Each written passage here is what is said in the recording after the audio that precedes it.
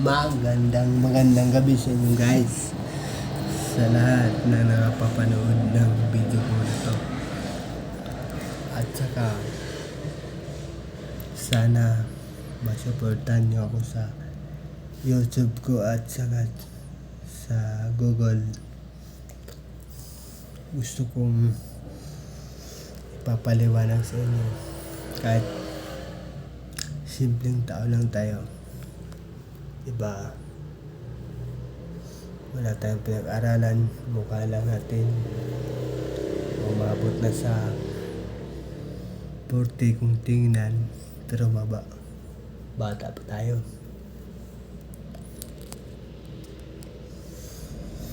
Sa ngayon guys, ako nandito sa San Pablo, Bulacan, Malolos. Nagtatrabaho. Ang hiling ko lang sa araw-araw talaga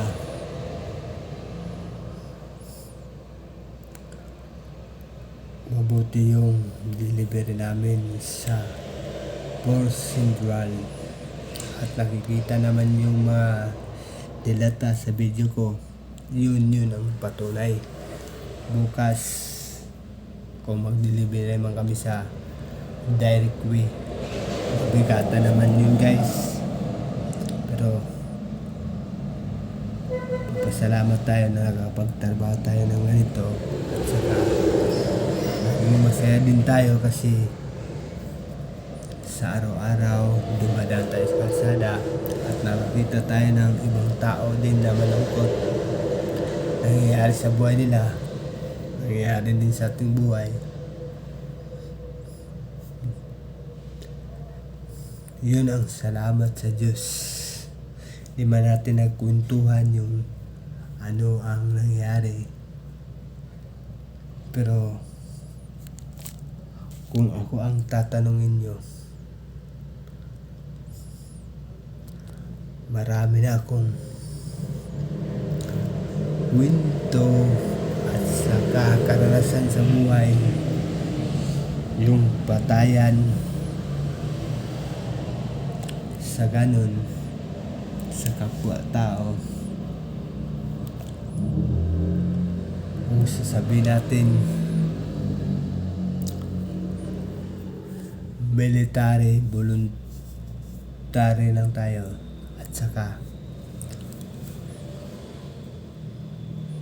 bago tayo naging voluntary, naging panglaban din tayo sa community turista, na ipaglalaban natin yung sarili nating mamamayan na inaabuso ng gobyerno, military. Yun ang pinapakaliwanag sa amin. Kung sakaling may na kikinig sa akin na video nito at gusto nila akong interviewin, hindi ako magsisisi sa nakalipas kong mga araw sa kasiyahan sa aking buhay. Sa ngayon, papasalamat ako sa Diyos. Kahit wala akong pinag-aralan, meron din akong tapang na gusto kong ipaglaban para sa kabutihan, hindi na sa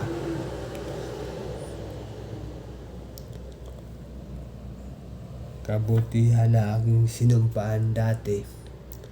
Sarili ko ng kabutihan ngayon na gustong ipaglaban na nas tama tayong paraan. Di tayo lalabag sa batas at hindi tayo gagawa ng batas. Kung may batas man, yun ang ating pinagkakatiwalaan. Sometimes of my government, national public of voluntary service people about the communication of life. Sometimes ini body of man discipline wake up of love. Totoo ba yung English ko o mali? Totoo lang. Kung mali man, I'm sure patawarin niyo ako kasi baba lang yung pinag-aral natin. Pero kung nakapag-aral tayo, hindi lang sa ganun, matutupad natin computer engineering. Nandito na sa ating mind.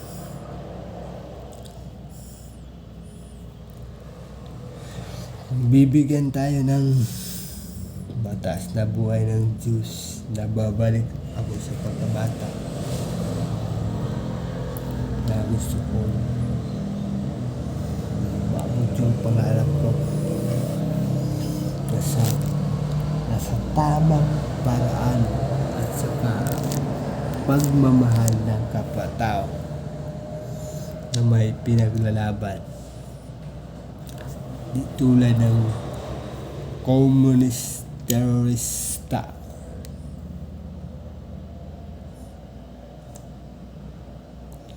na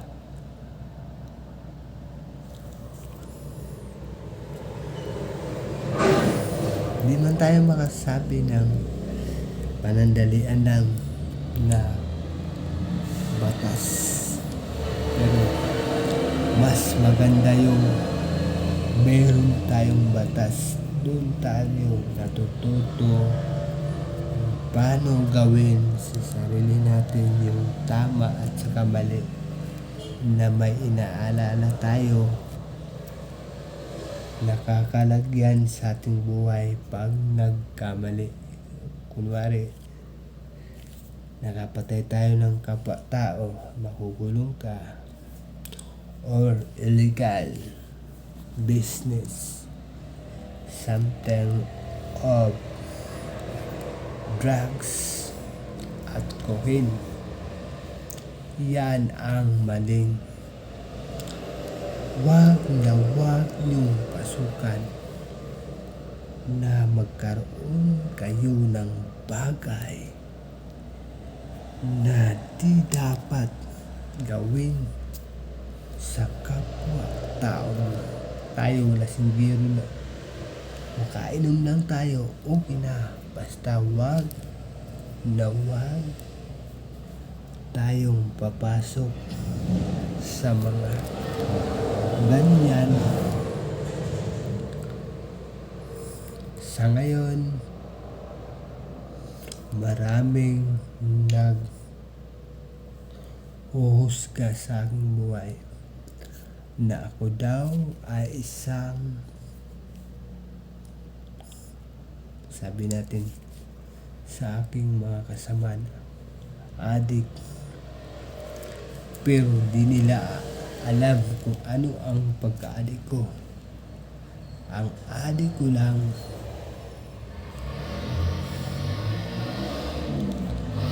makita ko yung tao kapwa ko na nasasaktan at nagpabibigat ng aking karamdaman. Kung may pera lang ako, na ako handang tumulong sa aking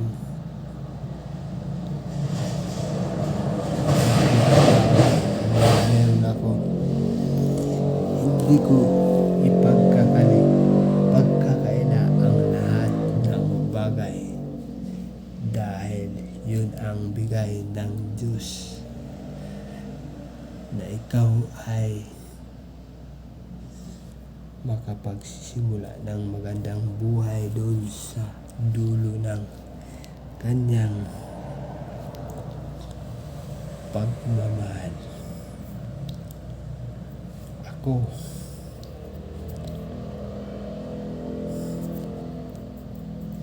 aaminin ko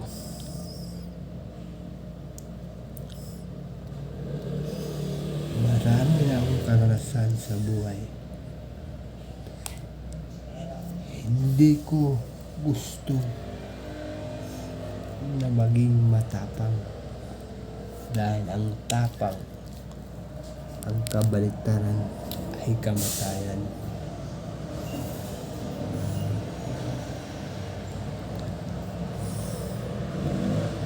Sa ngayon, ang tapang ko lang nasa bibig at papaliwanag sa kapwa tao na walang pangluloko at saka may prinsipyo. Alam ninyo na ako ang taong may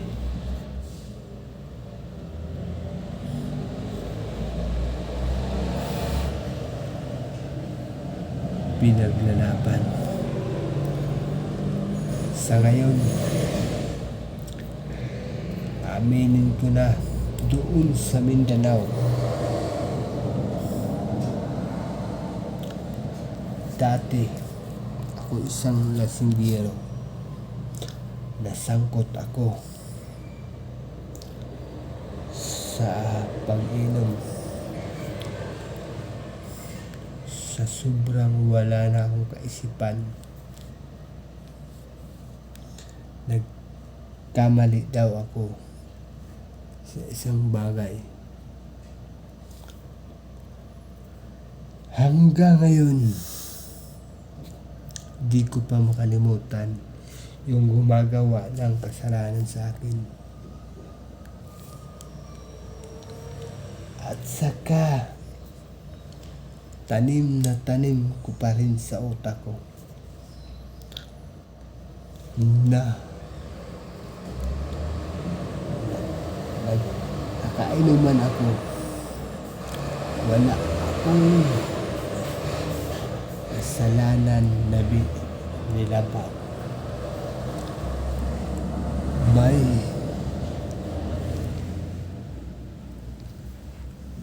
kasalanan daw ako sa gabi na yun dahil may nangyayaring nakawan at ako at yung kasama ko yung pinagbintangan. Hanggang ngayon, yung tao na yun, di ko makakalimutan na ginawan ako ng kasalanan na hindi ko nagawa. Sa ngayon, napatawad ko na siya kasi ang karma pala sa isang tao, pag ginawa mo, mas mabilas paskidlat. Unang-una, nung nasakta na yung puso ko at saka pinagbintangan niya ako, di ako nagsumbong sa makapangyarihan at sa gobyerno natin kasi alam ko naman wala akong kasalanan. Ngayon, nangyayari ang bagay na nagkaroon siya ng karma. Mismo yung asawa niya nagkaroon ng lamat sa kanya na hindi niya matanggap dahil mismo yung kadugo niya nataksilan siya. Ako ang pinsan mong lalaki at kapareha tayo ng apelido. Yun pa ang nagtatakil sa kanya. Doon sa aming tinatawag na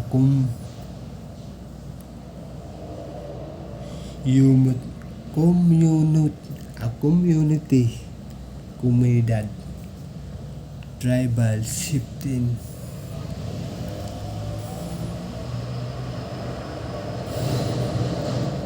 yung mga kapwa ko dun, tribal community and indigenous people. Sakop siya. Siya ang tinatawag tribal community. Bakit siya pa ang meron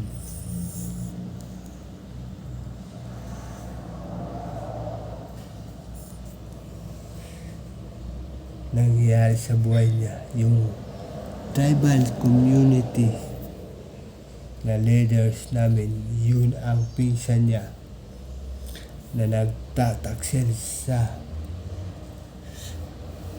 kanyang dugo. Yung tribal community lang yan na siyang namumuno sa aming barangay. Yun ang pinsan niya na walang asawa, at saka yung pinsan niya may asawa. Bakit nagkaroon yung asawa niya ng komunikasyon doon sa walang asawa? Yun hanggang ngayon sa community tribal namin doon, di makakalimutan yung mga kasaysayan doon sa kanilang pamilya. Yun ang malaki kong pagpasalamat sa Diyos, na kung ano palang ginagawa mo sa kapwa mo tao, babalik sa'yo. At napapatawad ko na siya kasi marami nang nangyari sa pamilya niya na tragedya na ginawa niya sa buhay niya na kasinungalingan. Yun ang ganti ko sa kanya, yung panganay niyang anak na matay. Pero di ko naman sinasadya na pinagdasal na mamamatay na ganun karma siya sa akin. Yun lang. Okay pala yung may paniwala tayo sa Diyos. Ang Diyos ang magbibigay sa atin ng dangal at talino at lakas na tayo'y magiging mabuting tao at may dangal na prinsipyo. At sa lahat ng tao ngayon sa social media nakakarinig sa akin, ako, aminin ko, 3 bagay ako na tao. Unang-una, kalahati ko Muslim, at saka yung mama ko tribal community of native. Yung lolo ko, yung side naman ng mama ko ay yung side na ng lolo ko ay isang Bisaya, sabi nila. Pero itong mga kamukha, yung mukha ko, hindi to talagang Pilipino na mukha. Kasi 100% wala akong Pilipino na ganito lang ang dugo ko. May lahi akong Katsila sa ninuno ko na wala dito sa Pilipinas. Ang Katsila doon naninirahan sa ibang bansa na sumasakop sa ating bayan. Kaya nung nag-umpisa ng war, ang mga babae dati ay tinutugis ng ibang bansa na buntis sila. Kaya sa ito, Ilonggo, Batangas, at saka maramdaman mo yung butas ng ilong ng Amerikano na ganun simple lang at saka malo. Yun din ang ilong ko, Batangas.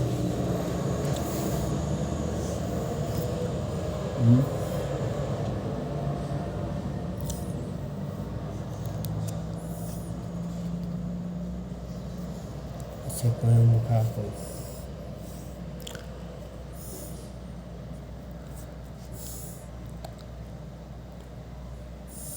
dati hindi pa ko umabot ng 37 at 40,